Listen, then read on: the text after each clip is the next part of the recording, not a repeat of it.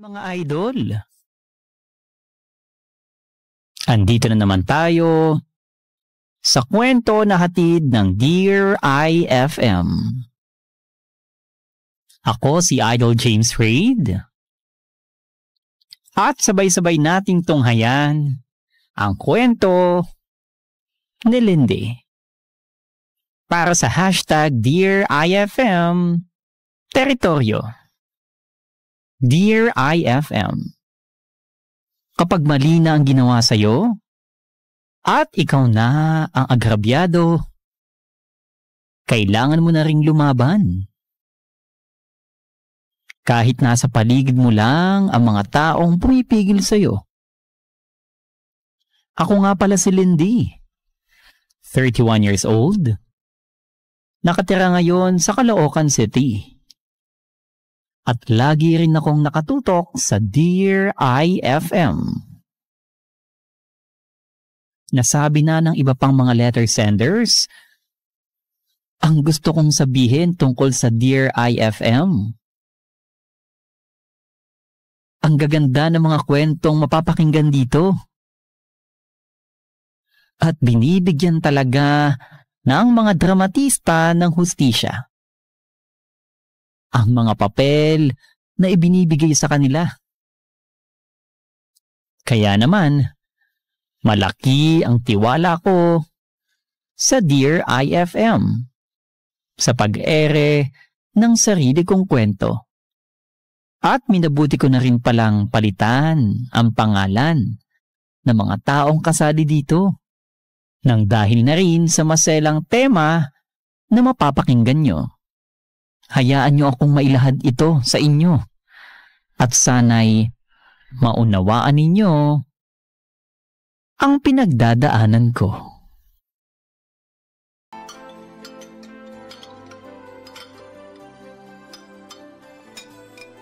Ano, Lindy? Masarap ba yung luto ni Papa? Oo, Mark! Sobrang sarap! Ang galing magluto ng papa mo! Opa, masarap ka raw magluto! Salamat naman, Iat, na gustuhan mo. Talagang pinaghirapan ko yan para sa unang araw mo dito sa bahay namin. Talaga po? Oo naman. Ganon kami ka-excited dito sa bahay. Lalo na sa pagdating mo. Ang sweet niyo naman. Maraming salamat po. Lindy, sobrang welcome na welcome ka dito sa bahay. Huwag ka maiilang sa amin, ha? Sige, Ate Cynthia. Salamat, ha? Siya nga pala, Mark. Yung binilin ko sa'yo, ginawa mo ba? Binilin? Talaga nga naman tong anak ko. Lindy, pasensya ka na rito. Sa asawa mo, laging ganyan yan. Ang bata-bata pa, baka kalimutin na. Alam ko na po yan. Ilang beses ko na rin po siyang napagsabihan dahil dyan. Kung yung tungkol po sa utos nyo na ayusin at linisin ko yung magiging kwarto namin ni Lindy, ay naku, nagawa ko na po yan. Oh, yun naman pala. Ang akala ko nakalimutan mo pa. Kayo talaga, Papa, wala kayong tiwala sa akin eh. Sandali lang. Maiba lang ng usapan. Lindy, may gusto sana akong itanong sa'yo pero huwag ka sana magagalit. Ate Cynthia naman, bakit naman ako magagalit? Sige lang, ano ba yung tanong mo? Napansin ko lang kasi nung kasal niyo ni Mark. Parang hindi yata pumunta yung pamilya mo. Yun ba? Ano kasi, Ate Cynthia, medyo mahabang kwento yan. Siguro, saka na lang natin pag-usapan. Ikaw naman, Cynthia, Bakit mo naman tinatanong kagad kay Lindy yan?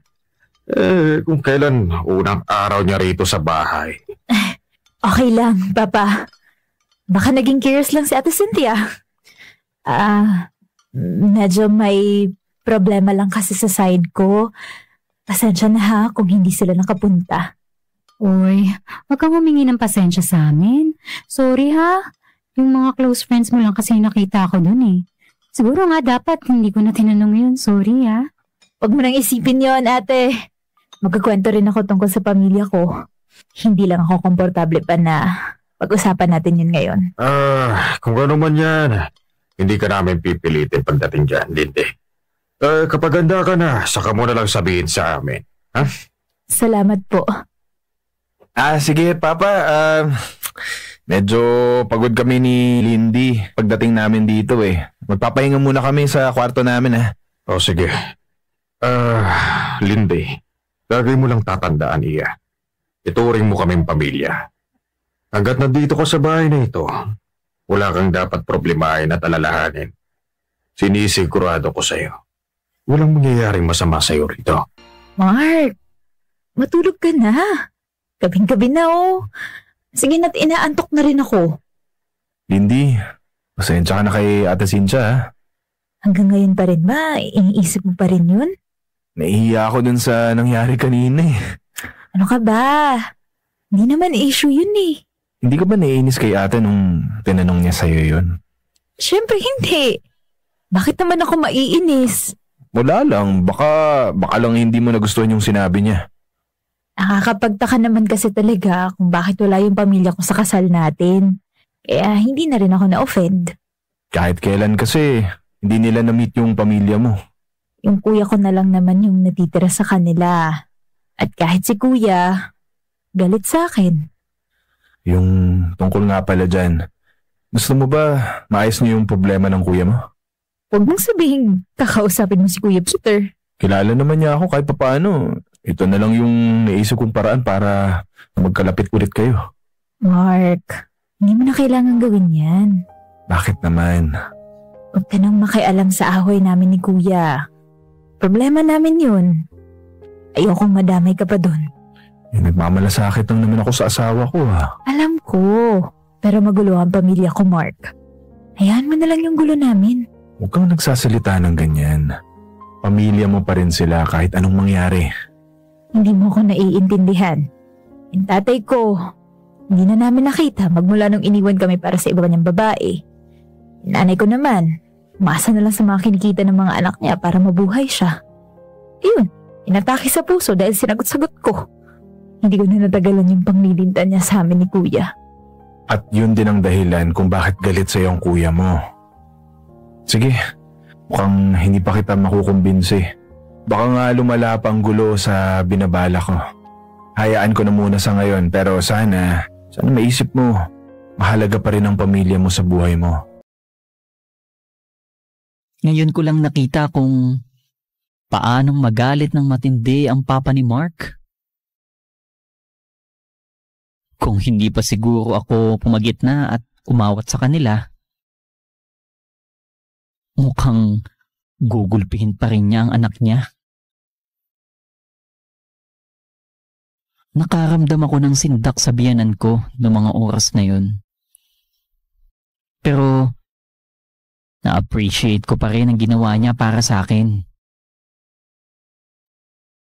Ipinakita lang niya na kahit anak pa niya si Mark, kung talagang mali ang ginagawa nito, hindi niya ito palalagpasin. At kaya niyang parusahan at disiplinahin ito. Pagkatapos ng pangyayaring yun, parang lalong naging maalalahanin ang biyanan ko sa akin. Naging mas malapit pa kaming magbiyanan sa isa't isa. Hanggang sa naikukwento ko na sa kanya halos lahat-lahat tungkol sa akin. Nakuha ni Papa ang buong tiwala ko. At hindi ko akalaing pagsisisihan ko pala ito. Lindy, ikaw ba yung naglaban ng mga damit natin? Oo, Ate Cynthia. Bakit ikaw pa yung naglaba? Kaya naman gawin niya ng mga kasambahay natin eh. Okay lang naman, ate.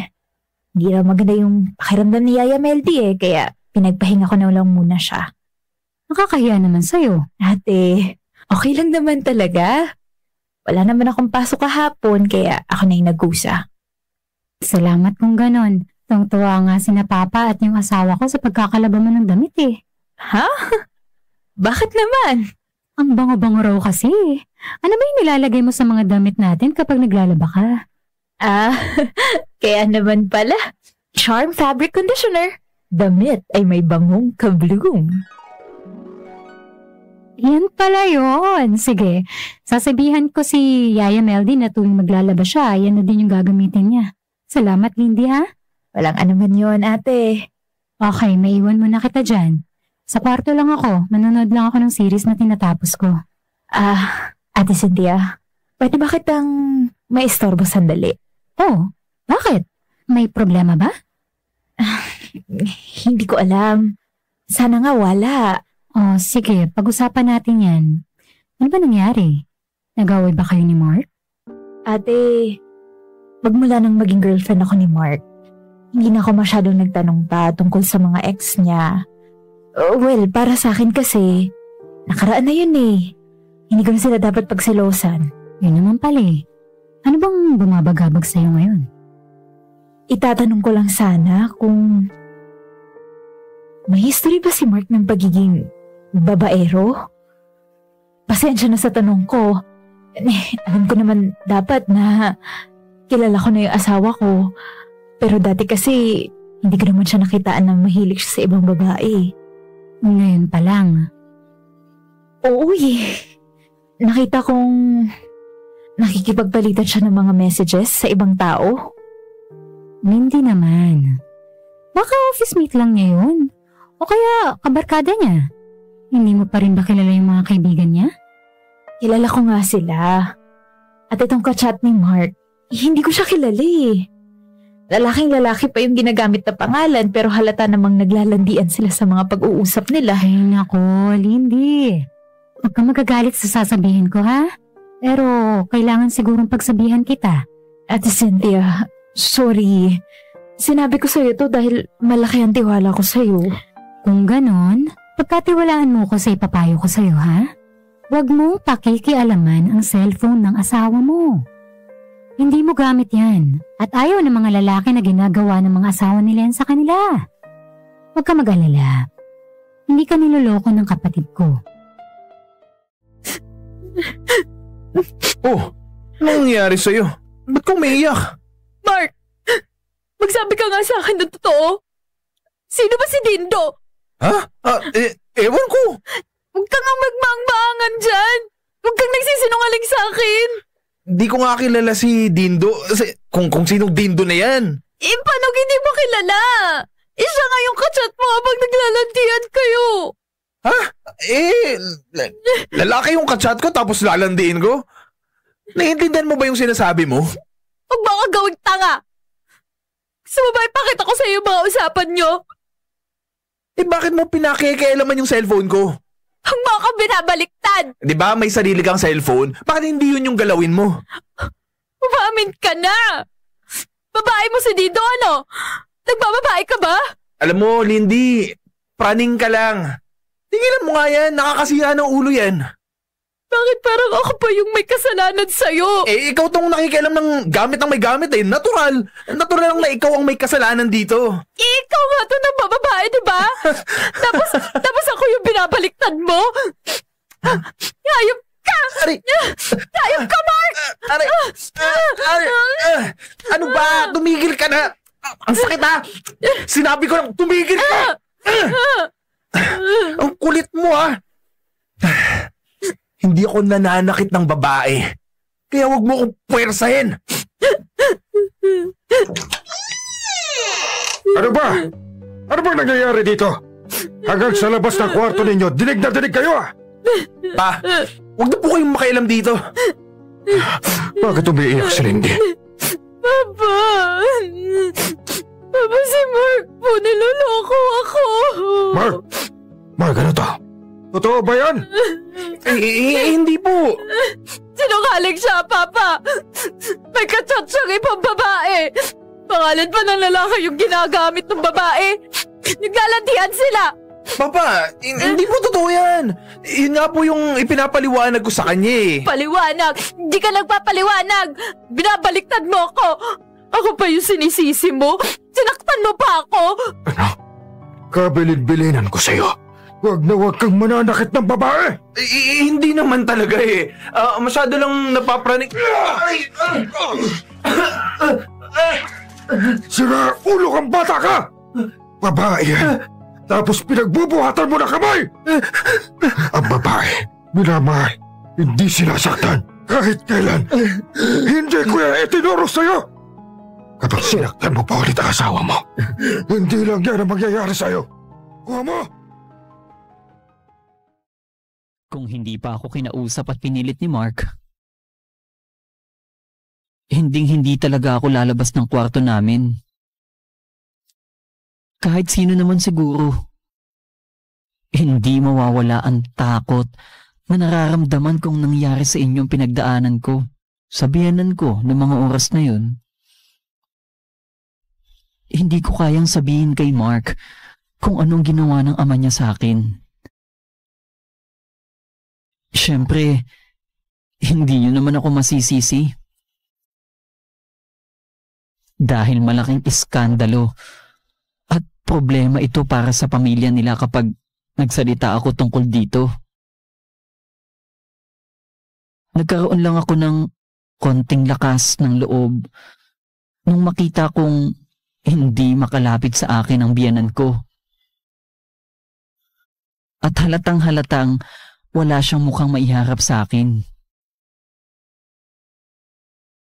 Yun nga lang, hindi ko talaga maitago sa bahay ang galit at pandidiri ko sa kanya. Hindi na nga nila maintindihan kung bakit kakaiba na ang kinikilos ko. Pero wala na akong pakialam. Dahil hindi ko na alam kung mapagkakatiwalaan ko pa sila. Oh, Lindy. Nandiyan ka pala. Kumusta? Kumain ka na ba? Opo, Papa. Kumain na po ako sa labas. Nagluto kasi ako dyan ng panghapunan natin. Sina Cynthia at yung pamilya niya, lumabas na muna. Yung mga kasabahay natin, ayun, lumabas din at nanood ng sine. Ganun po ba? Sige po, kung nagugutom na po kayo, mauna na po kayong kumain. Teka, umiiyak ka ba? Pupunta na lang po ako sa kwarto. Sandali lang, Iya. Dumito ka na muna. Halika na, umupo ka muna dito sa tabi ko. Papa, sorry, pagod na kasi ako galing trabaho. Alam ko naman. Pero, kita ko naman na parang may pinagdadaanan ka. Wala lang po ito. Lindy, hindi mo lang ako biyanan. Tatay mo rin ako. Bakit hindi mo sa akin sabihin kung ano yung pinagdadaanan mo? Papa, huwag na po. Pagkakatiwalaan mo ako.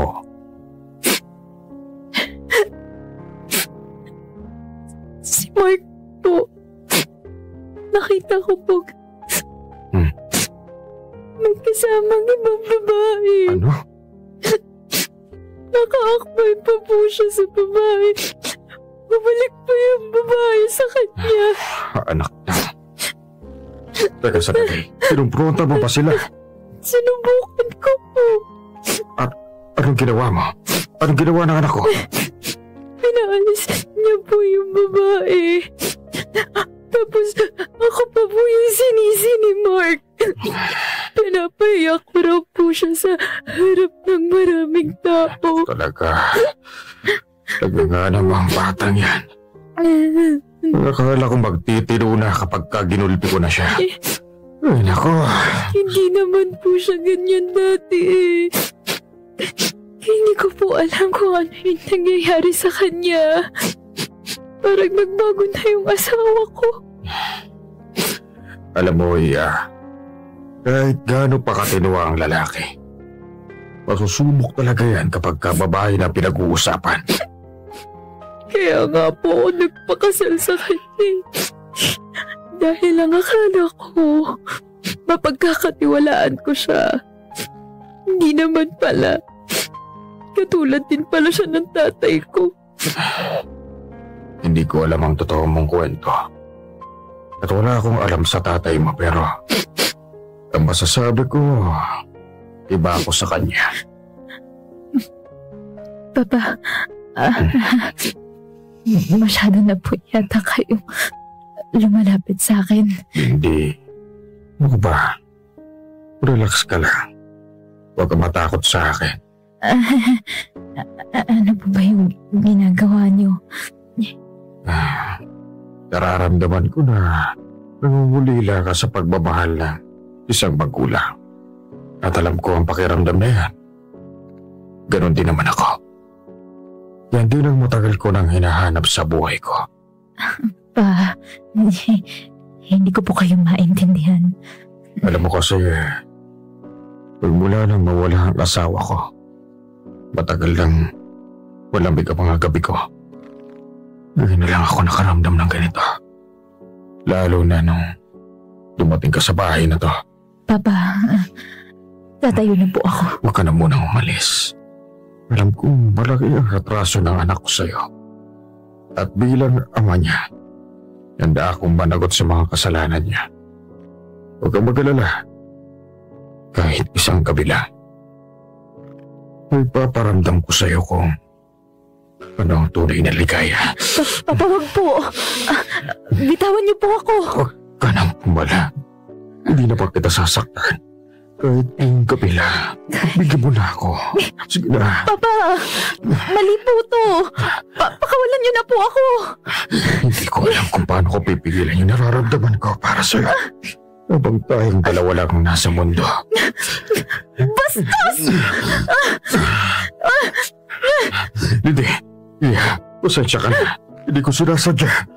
Nabigla lang ako. Lumayo kayo sa akin! Tigilan niyo na ako! Nagtiwala ako sa inyo! Yun pala, gagawin niyo sa akin to! Hindi ko na alam kung sino yung kakampi ko dito! Hindi ko alam kung bakit umasa pa rin ako na paniniwalaan ako ni Mark. Siguro, nandun pa rin yung umaasa akong kakampihan ako ng asawa ko. At magtitiwala siya sa sasabihin ko. Pero tulad na rin ng inaasahan ko, hindi yun ang nangyari. Siyempre nga naman, hindi niya matatanggap na gagawin yun sa akin ng sarili niyang ama. Pero hindi ko na kayang manahimik pa. Kailangan managot ang hayop na yun sa ginawa niya sa akin. Kung hindi lang ako nakapagtagko, baka nagawa na niya akong lapastanganin. Hindi ko pwedeng palagpasin ang kasalanan niya sa akin ng ganun-ganun na lang. Kaya kahit takot na takot ako, kinasuhan ko ang biyanan ko. Lindy, lumabas ka na dito sa kwarto. Pwede ba? Huwag mo na akong kulitin. Kanina ka pa nila hinihintay sa mesa, oh. Hindi kumain na sila. Bakit ba kailangan pa akong pumunta dun? Ano ka ba? Mayos ka nga. Alam mo namang lagi tayong sabay-sabay kapag kumakain, di ba? Busog ako. Tigil-tigilan mo ako sa mga pagdadahilan mo, ha. Lumabas ka na dyan kung ayaw mong makarinig kay Ate Cynthia. Sige na nga.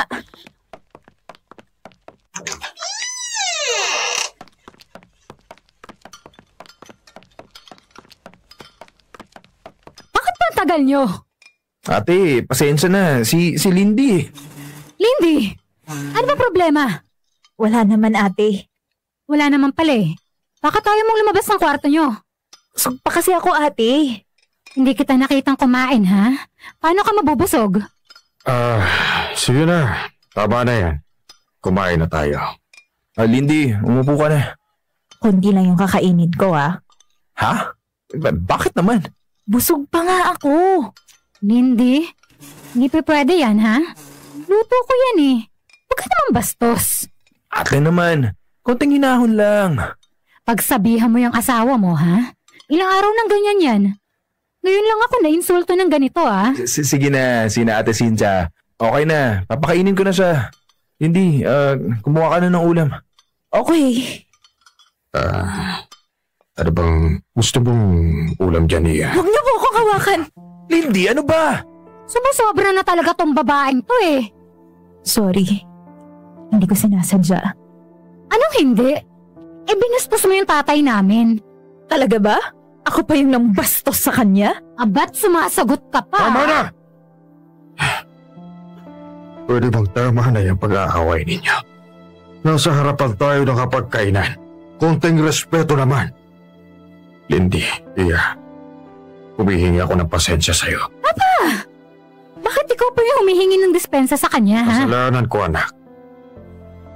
Huwag niyo nang tanongin. Basta kasalanan ko. Papa, hindi ko maintindihan.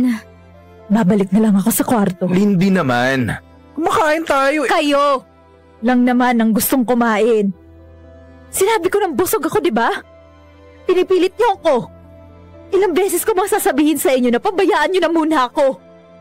Yan ang hirap sa inyo eh. Hindi kayo makaintindi. Lindy, usapin mo nga ako. Huwag kang magtulog-tulugan dyan. Ano ba, Mark? Papahinga yung tao eh. Bakit kailangan mong gumawa ng eksena kanina? Hindi ko ginusto yun. Kahit na. Dapat nirespeto mo pa rin yung ate ko tsaka yung tatay ko. Kayong wala sa lugar eh. Kahit ano pang sabihin ko dito, kung sila lang din naman ang kakampihan mo, di baliwala rin. Wag na lang. Alam mo, nahihirapan na ako eh. Ayokong humantong pa sa kampihan to. Huwag mo naman akong papiliin. Tama na, Mark. Tapos na rin naman. Kaya tumigil ka na dyan. Magpahinga na tayo. Hindi rin ako matatahimik, Lindy. Kaya kung gusto mo talagang makapagpahinga tayo, sabihin mo na sa akin kung ano yung problema mo sa pamilya namin. Kapag ba sinabi ko sa'yo, paniniwalaan mo ko? Siyempre naman, asawa kita eh. Hindi ko alam, Mark. Kapag narinig mo to, baka magbago yung tingin mo sa akin. Alam mo, hindi kita maintindihan. Ano ba yung pinagsasasabi mo? Gusto mo ba talagang sabihin ko sa'yo yung totoo? Kanina pa ako naghihintay, Lindy, kaya pwede ba? Diretsuhin mo na lang ako. Sige, sinabi mo yan eh. Naalala mo ba? Yung nahuli kitang may kasama kang ibang babae? Oo, huwag mo nang ipalala yan. At huwag mong isisisi sa pamilya ko yan. Umuwi akong umiiyak noon, Mark. Si Papa yung naabutan ko sa bahay. Akala ko nung una, nagmamalasakit siya na dahil sa ginawa ng anak niya sa akin. Bakit? Hindi ba yun yung ginawa niya? Ikaw nga yung laging kinakampihan kaysa sa akin eh. Nagkapalit yung mga ginagawa niya para sa akin, Mark. Kapalit? Hindi ata kita naiintindihan. Sinubukan akong pagsamantalahan ni Papa. Anong sinabi mo? Di ba ako narinig? Malinaw yung sinabi ko, Mark. Muntik na akong mapagsamantalahan ng tatay mo. Teka, hoy. Hindi totoo yan. Hindi ako nagsisinungaling. Totoo yung sinasabi ko. Kaya ako nagkakaganito ngayon. Tama na! Dahil sa Tama kanya na! yun. Ayokong maririnig ulit yan, Lindy ah. Maya ka naman sa pamilya ko. Nakikitira na nga lang tayo dito kung ano-ano pa yung mga pinagsasasabi mo. Sinasabi ko na nga ba eh. Sinasabi ko na nga ba hindi ka maniniwala sa akin. Dapat pala hindi na lang ako nagpakasal sa'yo. Impyerno lang palang dadanasin ko dito. Tumahimik ka dyan. Wala talagang maniniwala sa'yo dahil kalokohan na yung mga lumalabas sa bibig mo. Hindi ko alam kung ano yung nangyayari sa'yo pero sigurado kung hindi magagawa sa'yo ng tatay ko. Kaya kung ako sa'yo, manahimik ka na lang at itigil mo na yung kabaliwan mo. Dear IFM. Dear IFM. Siguro nga, isang malaking katangahan ang naging desisyon ko na kasuhan ang biyanan ko. Siyempre nga naman, nakikitira lang ako sa bahay ng taong kinasuhan ko. At kung gugustuhin nila, maggagawa nga naman nilang palayasin ako. Hindi ko na rin tinawagan si Mark. Nawala sa bahay ng mga oras na yun. Ayoko nang umasang tutulungan niya ako. Dahil sigurado akong kakampihan lang din niya ang sarili niyang pamilya. Saka ko lang napagtanto at naramdaman na wala pala talaga akong kalaban-laban sa kanila. Pakiramdam ko, buhat-buhat ko ang buong mundo. At wala akong kakampi sa laban kong to. Hindi ako matulungan ng mga taong itinuring ko mga kaibigan ko. Hindi ko na alam kung ano ang gagawin ko. Mahirap man para sa akin to. Pero wala na akong pagpipilian. Kailangan ko nang humingi ng tulong sa taong hindi ko inaasahang dadamayan ako. Lindy! Mag-usap nga tayo! Ano na naman ba yung problema mo? Nasisiraan ka na ba? Bakit mo kinasuhan si Papa? Ginawa ko lang kung ano yung tama. Tama ba yung alam mong may mapapahamak at may masisira na pamilya nang dahil sa ginawa mo? Kung hindi niya ginawa sa akin yung bagay na yun, hindi naman tayo aabot sa ganitong sitwasyon. Pero sana kinausap mo muna ako. Di ba sinubukan ko namang kausapin ka? Pero anong ginawa mo? Hindi ka naniwala sa akin, Mark. Pero kailangan ba talagang magkaso ka? Hindi naman. Makukulong si Papa. Pahawa ka naman sa kanya. Sana, inisip muna niya kung ano yung magiging bunga ng gagawin niya bago niya ako pinagbalakan ng masama. Ate Cynthia, nandito ka na pala. Lindy, sisingit lang ako sa usapan ha. Ano ba dapat namin gawin para lang mapatawad mo yung tatay namin? Ang sabihin sa tatay niyo na harapin yung kaso niya. Bakit ba napakatigas ng puso mo ha? Nakalimutan mo na ba kung ano yung mga nagawa ng pamilya namin sa'yo? Tinanggap ka namin dito ng maayos. Tapos ganito yung gaganti mo sa amin? Mabuti sana kung simpleng pagkakamali lang yung ginawa ng tatay niyo sa akin. Pero hindi eh. Muntik na akong mapahamak ng dahil lang sa kanya. Pero wala namang nangyari, di ba? Hindi naman niya tinuloy kung ano yung iniisip mong gagawin niya. Kaya lang niya hindi tinuloy dahil nanlaban ako. At kung hindi pa dumating si Yaya Meldy, baka napasok na din niya yung kwarto ko. Napakatigas naman ang puso mo. Halos lumuhod na nga kami para lang pakinggan mo kami. Tapos ayaw mo pa rin magpatinag? Hindi nga akong magawang kausapin ng tatay niyo eh.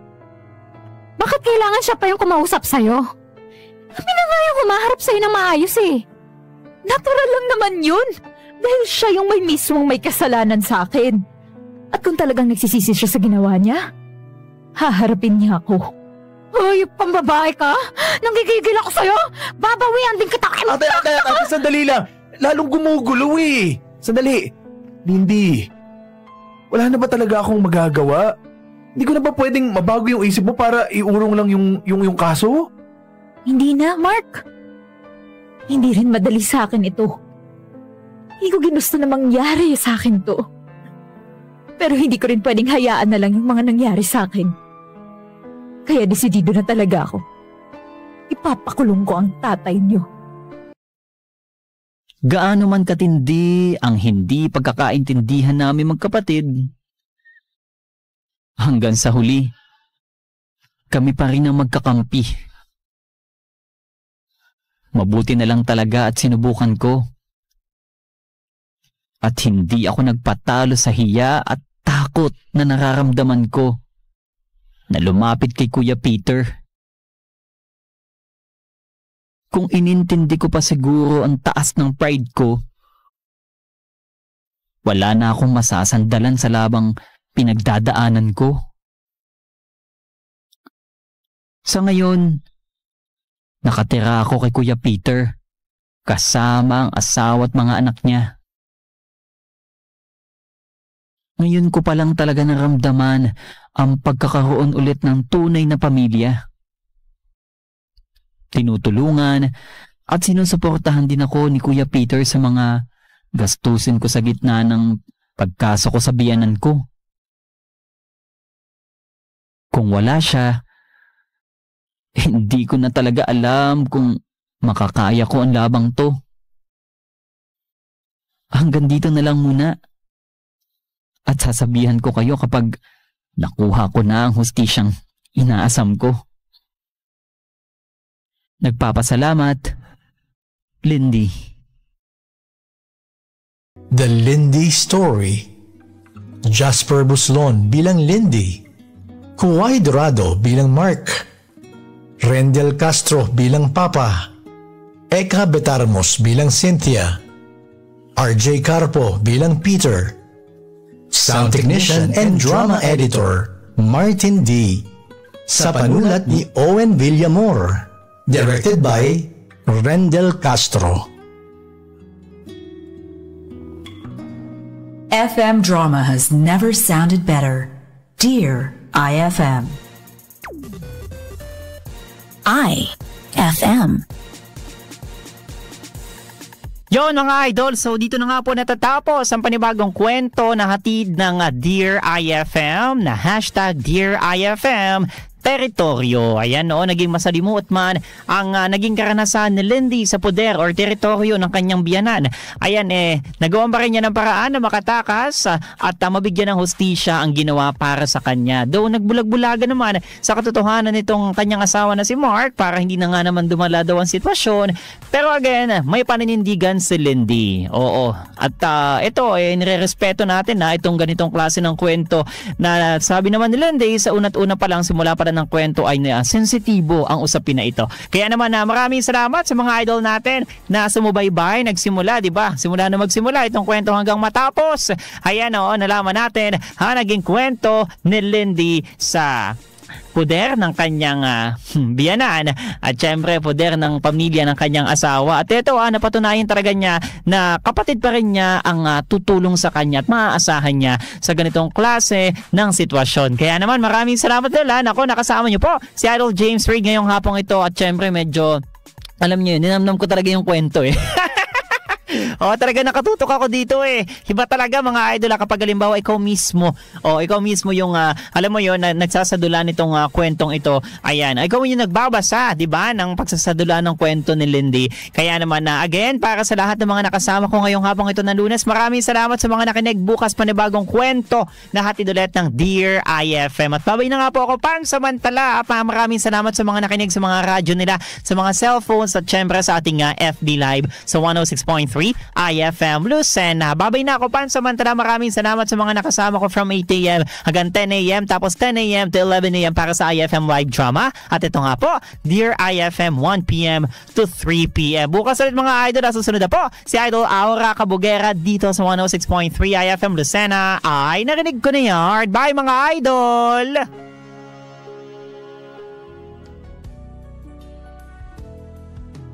Kung ako ang tatanungin, ano ang radyo mo?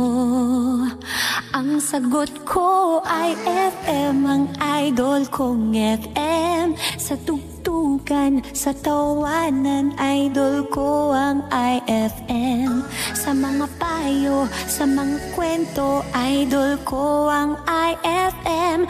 Ang sarap makinig araw-gabi, idol din niya ko kasi kaya ang radyo ko ay FM. Ang idol kong FM ay FM 106.3 IFM Lucena.